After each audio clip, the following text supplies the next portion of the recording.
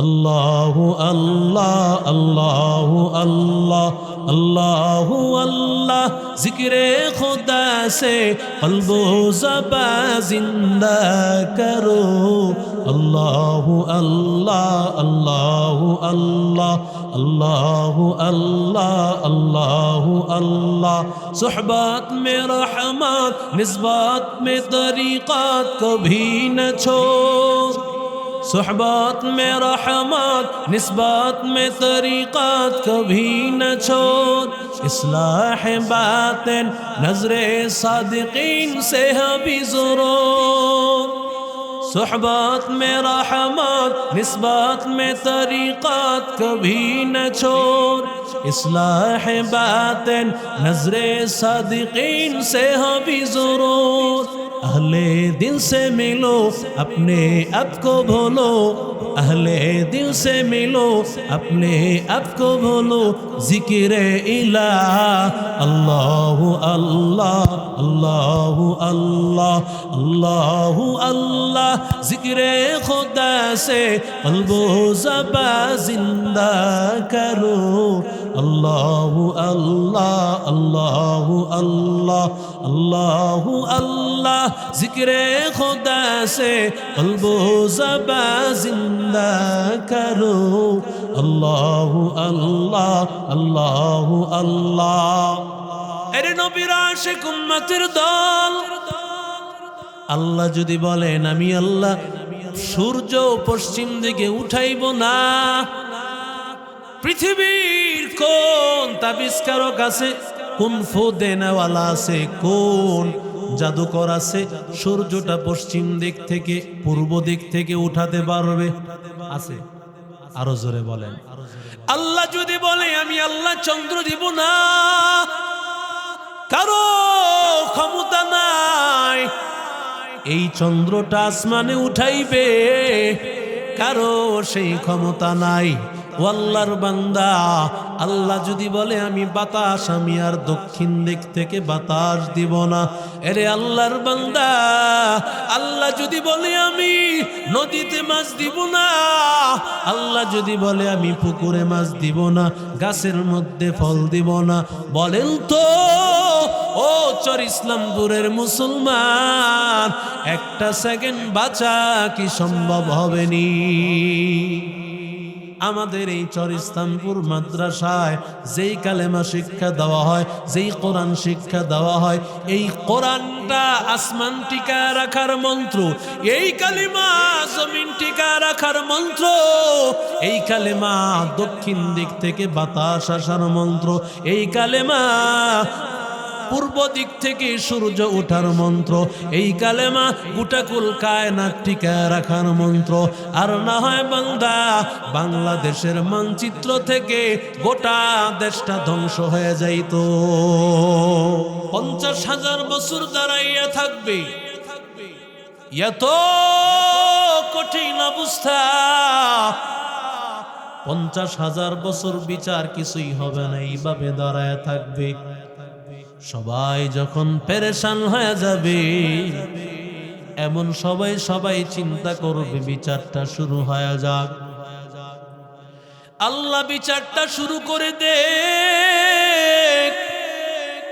সবাই দৌড়াইয়া সর্বপ্রথম মানুষ আদম আলাইহিস সালামের কাছে উপস্থিত হয়ে যাবে। আল্লাহর বান্দাকে ডাক দিয়া বলবেন, ও আদম, আল্লাহ তাআলা আপনাকে আপনার রহমতের নূর দিয়ে আল্লাহ আপনাকে তৈরি করেছেন, আপনার মধ্যে রূহ ফুঁকে দিয়া আল্লাহ তাআলা আপনাকে সৃষ্টি করেছেন, এত দামি বানাইছেন, এত দামি করে আল্লাহ আপনাকে সৃষ্টি করেছেন। আরে আল্লাহর বান্দা, আপনি যদি আল্লাহর কাছে বলেন এত বছর পর্যন্ত আমরা দাঁড়াইয়া আছি, বিচার শুরু হয় না, আমাদের বড় কষ্ট হচ্ছে, আল্লাহর কাছে বলেন হিসাব নিকাশ করে আমাদেরকে জান্নাতি বান্দাদেরকে যেন জান্নাতে যায়, আল্লাহ যেন একটা ফয়সালা করে দেন। এবার আদম আলাইহিস সালাম বলেন, আল্লাহ তাআলা আজকের দিনে এত রাগান্বিত, ইন্নাল্লাহ রাব্বি গাযিবা, আল্লাহ এত রাগান্বিত, আজকের আগে এতটা রাগান্বিত আর কখনো ছিল না।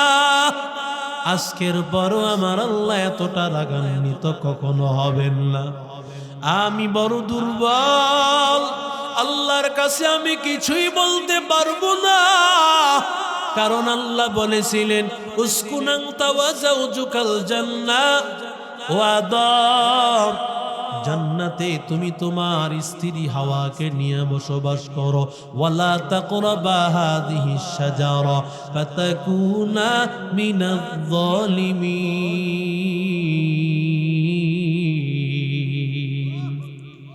আল্লাহ বলেছেন ওরে আদম গাছের কাছেও যাইও না, যদি যাও তাহলে অবস্থা বড় খারাপ হয়ে যাবে, আমি আল্লাহর ওয়াদা। আদম আলাইহিস সালাম বলেন আমি আল্লাহর কাছে কি বলবো, কারণ আল্লাহ অর্ডার করেছিলেন গন্ধম ফল খাইও না, কিন্তু শয়তানের ধোকায় পড়ে খেয়ে ফেলেছি, আমি আল্লাহর কাছে কিছুই বলতে পারবো না। ওরে আল্লাহর বান্দা যুবক, হেরে নবীর আশিক উম্মতের দল, ইযহাব ইলা নূহ, তোমরা নূহ নবীর কাছে যাও। সবাই দৌড়াইয়া নূহ নবীর কাছে যাবে। নূহ নবীর নাম ছিল আব্দুল গফফার, ওয়াকিলা ইসমুহু আব্দুল জব্বার। নূহ নবীর নাম ছিল আব্দুল জব্বার, কেউ কেউ বলেন তার নাম ছিল আব্দুল গফফার। কিন্তু আল্লাহ তাআলা নূহ নবীর নাম, নূহ নবী কি করে হলো না, হায়া নূহ মানে কান্না করা।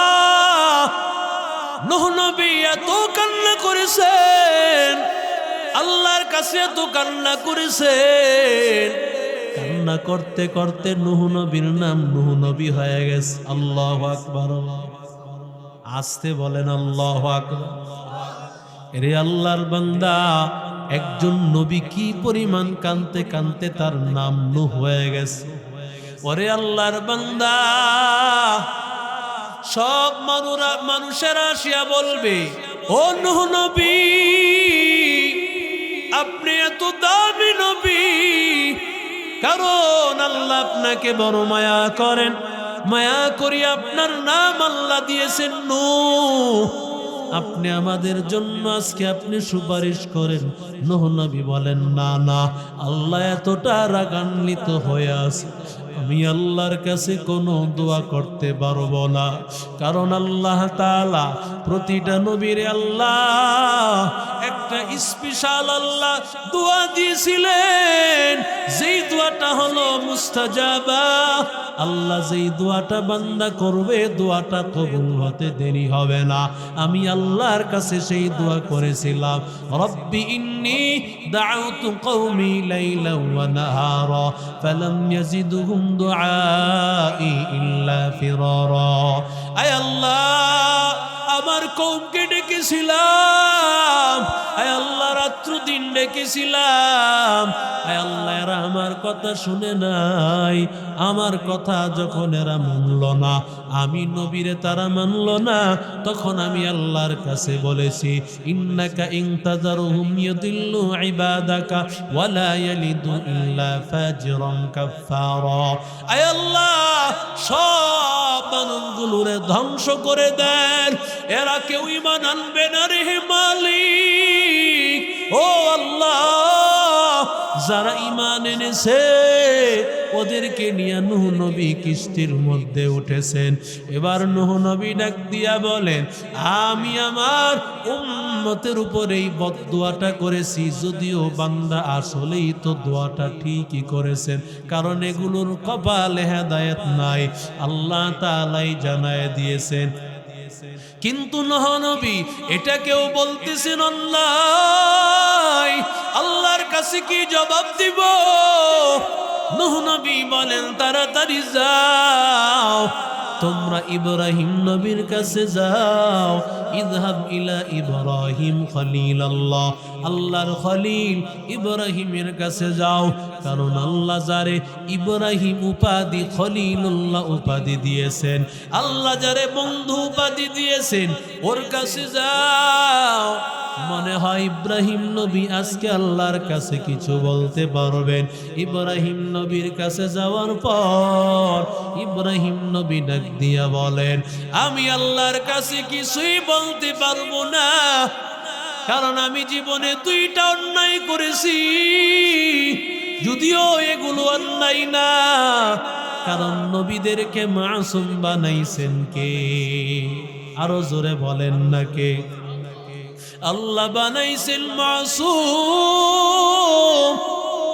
কিন্তু এরপরেও নবী ইব্রাহিম, ও আল্লাহর গোলাম ইব্রাহিম নবী 2টা অন্যায়কে অন্যায় মনে করতেছেন, যদিও অন্যায় না। 1 নম্বর অন্যায়, ইব্রাহিম নবীকে যখন বলেছিল আমাদের সাথে মেলায় চলো, পূজায় চলো, ইব্রাহিম নবী বলেছেন ইন্নী সাকিম, আমি অসুস্থ। ইব্রাহিম নবী তখন অসুস্থ ছিলেন না, কিন্তু কেন তিনি বলেছেন? যদিও অসুস্থ ছিলেন না, কিন্তু ইব্রাহিম নবীর বলার কারণ ইব্রাহিম নবী যদিও শারীরিকভাবে অসুস্থ ছিলেন না, অন্তরের দিক দিয়ে অসুস্থ ছিলেন। কারণ ইব্রাহিম নবী যদি আল্লাহ ছাড়া অন্যের সামনে মাথা নত করেন, আল্লাহ ছাড়া অন্যের সামনে মাথা নত করেন, তাহলে ইব্রাহিম নবীর ঈমান থাকবে না। ইব্রাহিম নবী এটা পারবে না, এই জন্য বলেছে আমি অসুস্থ।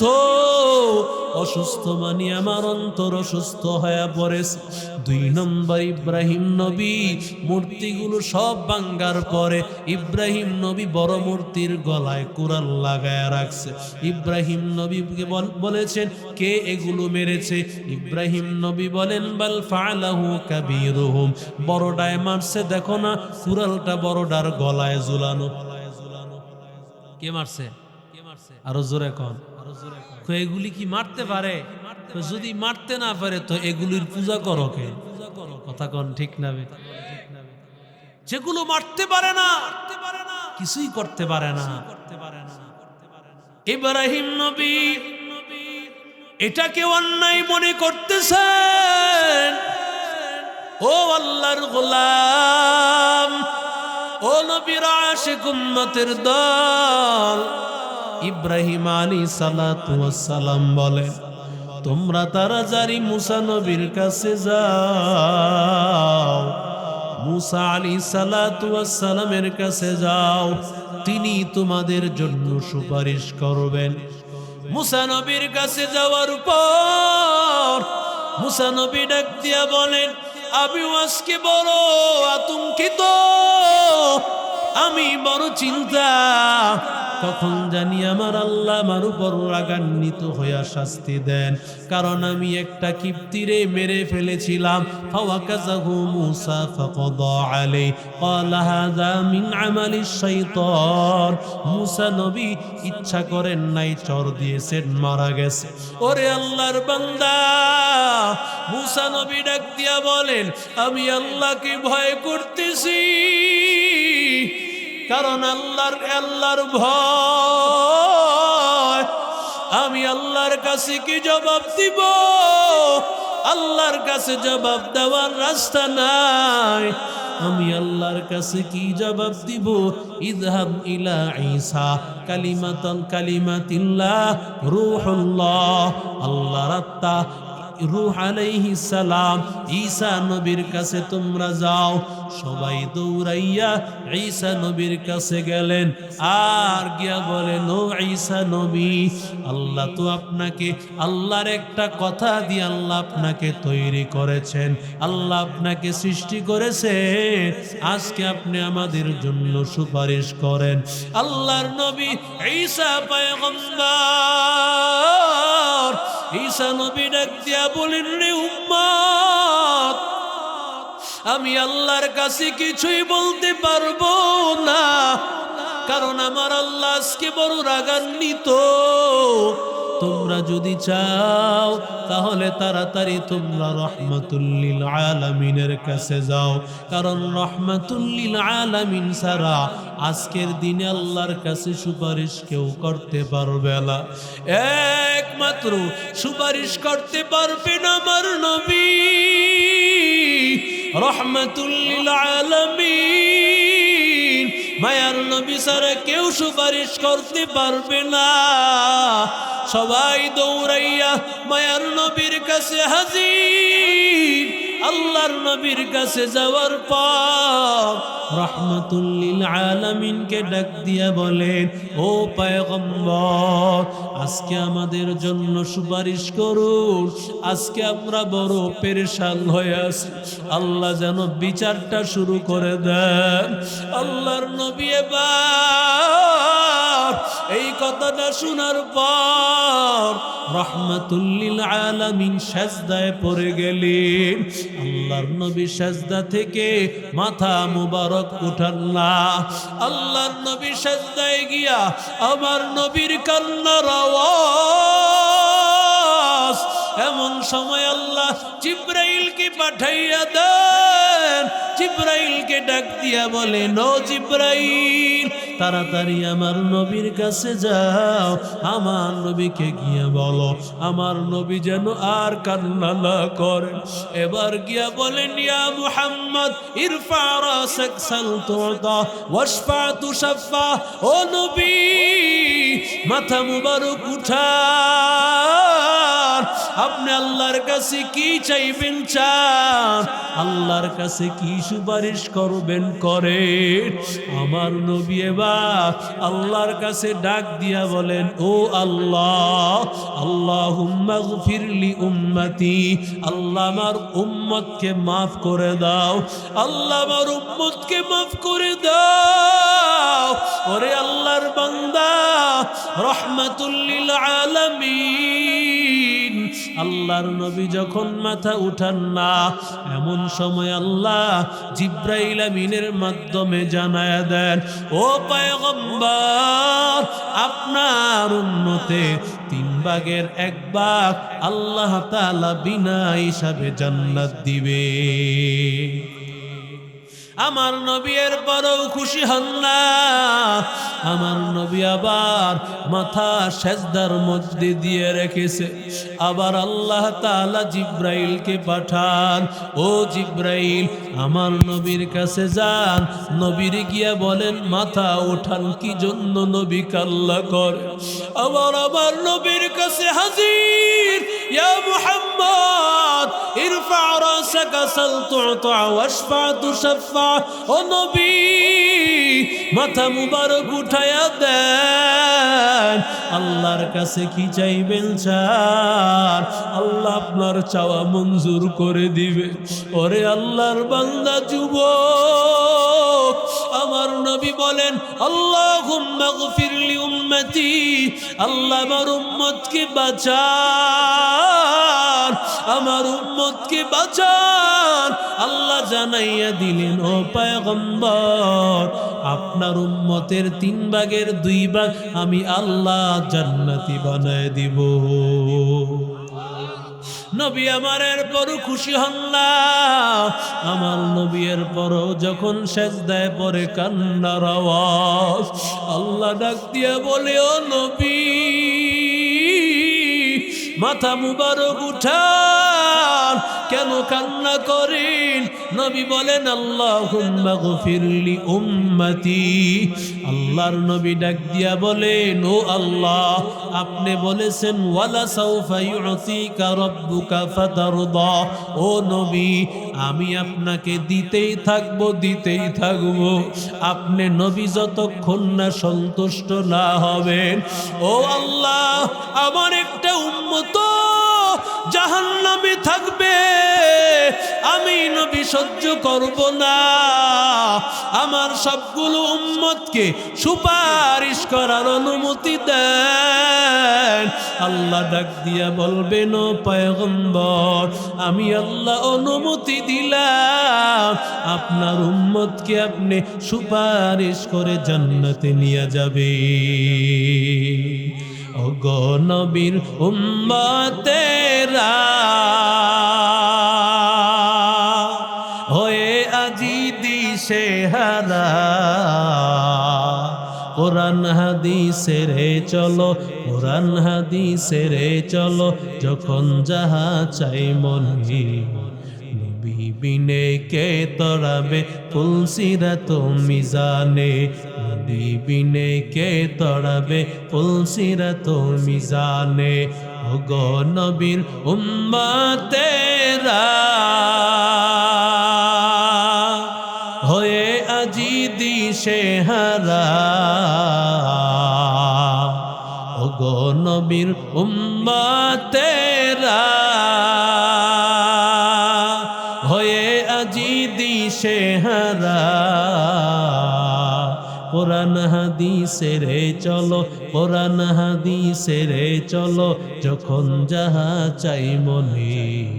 নবী বিনে কে তড়াবে ফুলসিরাত মিজানে, নবী বিনে কে তড়াবে ফুলসিরাত মিজানে। এমন এতিম নবী আমার, পিতা মাতা নাই যে তাহার। এমন এতিম নবী আমার,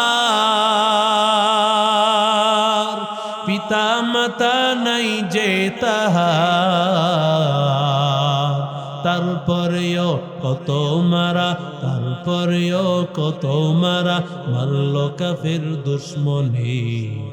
নবী বিনে কে তড়াবে ফুলসিরাত মিজানে, নবী বিনে কে তড়াবে ফুলসিরাত মিজানে। নবীর মায়া নাই কি তোমার, কেন দুঃখ দাও যে আবার। নবীর মায়া নাই কি তোমার, কেন দুঃখ দাও যে আবার। দুরুদ পড়ো স্মরণ করো, দুরুদ পড়ো স্মরণ করো, প্রথম গাটি কাফনে। নবী বিনে কে তড়াবে ফুলসিরাত মিজানে, নবী বিনে কে তড়াবে ফুলসিরাত মিজানে। নবীর সুপারিশ লাগবে নি? আরো জোরে বলেন। এরে আল্লাহর বান্দা, হাসরের ময়দানে আমার নবী, নবী যদি কাউরে সুপারিশ না করে জান্নাতে যেতে পারবে না। ওরে উম্মত, আমার নবী দুনিয়াতে নাই। নবী বলেন, তারাকতু ফীকুম আমরাইন। ওরে বান্দা, আমি দুনিয়া থেকে চলে গেলাম, দুইটা জিনিস রেখে গেলাম, কিতাব আল্লাহ ওয়া সুন্নাত রাসূলি। এক, আমি আল্লাহ আল্লাহর কালাম, আর একটা হলো আমি নবীর সুন্নাত, আমি নবীর হাদিস, আমি নবীর আদর্শ। ওরে আল্লাহর বান্দারা, ও যুবক, এই কোরআনের মাদ্রাসাগুলো আমার পয়গম্বরের আদর্শ শিখায়। এই মাদ্রাসাগুলোর দিকে তাকায়া দেয়, কত মাদ্রাসার এমন ছাত্র আছে মা নাই বাবা নাই, মা বাবা হারায় এতিম। দুনিয়াতে যার মা নাই বাবা নাই, ওই মা বাবা হারায় এতিম ছাত্রগুলো এখানে পড়াশোনা করে। আজকে মাদ্রাসা চালানোর জন্য একটা টাকাও ভালো করে ব্যবস্থা করা যায় না, কারণ এত কঠিন, এত কঠিন হালাত। এরে নবীর আশিক উম্মতের দল, ও আল্লাহর বান্দা, ওই মাদ্রাসার মহব্বত আর ভালোবাসায় তুমি তোমার ঘরে কত ভালো মন্দ খাও। মাদ্রাসার দিকে তাকাইয়া দেখো কত মাদ্রাসার ছাত্র এমন আছে ভালো এক দুই লোকমা খাবার খাওয়ার সুযোগ হয় না, কারণ তার মা নাই, বাবা নাই, মা বাবা হারা এতিম। ওই ছেলেটা মাদ্রাসায় পড়াশোনা করে, মাদ্রাসার পক্ষ থেকে খাওয়ানো হয়, মাদ্রাসা কত কঠিন অবস্থায় চালানো হয়। ও আল্লাহর বান্দা, এই মাদ্রাসা থেকে কত হাফেজ বের হয়ে গেল, কত আলেম তৈরি হয়ে গেল। ওরে আল্লাহর বান্দারা, এই ছেলেগুলো হাফেজ হইয়া যত কোরআন পড়বে, নামাজ পড়বে, জিকির আজকার করবে, সব আমলের সবগুলো আল্লাহ আমল নামাই দিবেন। ওরা যত আমল করবে সব আমলের সব আমি আপনি পেতে থাকবো। আমি ব্যবসা করব, ব্যবসায় বসিয়া আল্লাহর কালাম তেলাওয়াতের সওয়াব আমি ব্যবসায় থাকবো, ব্যবসায় থাকিয়া আমি তাহাজ্জুদের সওয়াব পাবো, ব্যবসায় থাকিয়া আমি জিকিরের সওয়াব পাবো। কেন বান্দা? কারণ এই কোরআনওয়ালারা যত আমল করবে সব আমলের সওয়াব আমি যে 10,000 টাকা দিলাম, 20,000 টাকা দিলাম, আমি 50,000 টাকা দিলাম, এর বিনিময়ে আল্লাহ তাআলা আমার আপনার দুনিয়ার জিন্দেগিতেও আমল নামায় পৌঁছাইতে থাকবে। কবরে যাওয়ার পর আল্লাহ তাআলা কবরের মধ্যে সওয়াব আজীবন কিয়ামত পর্যন্ত লিখতে থাকবে।